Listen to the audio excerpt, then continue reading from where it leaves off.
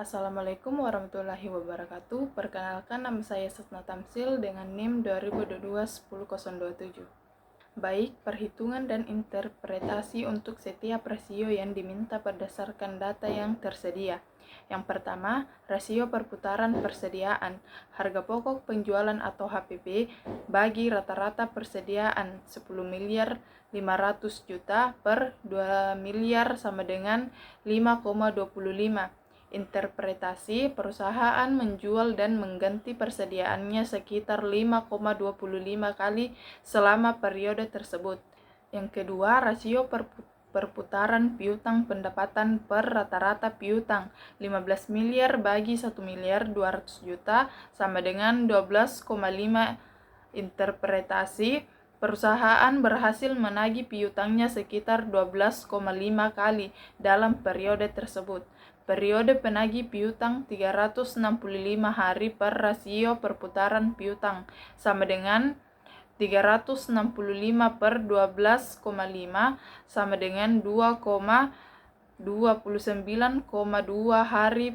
Interpretasi, rata-rata waktu yang dibutuhkan perusahaan untuk menagih piutang adalah sekitar 29,2 hari.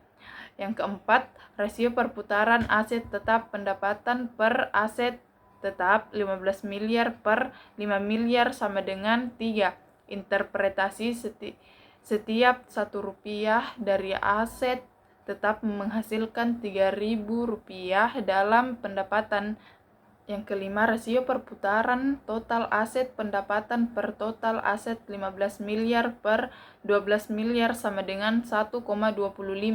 Interpretasi, setiap 1.000 rupiah dalam total aset menghasilkan 1,25 ribu rupiah dalam pendapatan.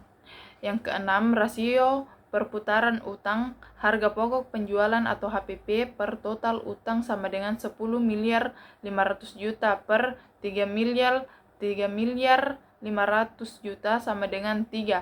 Interpretasi, rasio ini menunjukkan bahwa utang perusahaan dapat ditutupi oleh HPP sebesar 3 kali dalam periode tersebut. Yang ketujuh, periode pembayaran utang sama dengan 365 hari per rasio perputaran utang sama dengan 365 hari per 3 sama dengan 121,7 per hari.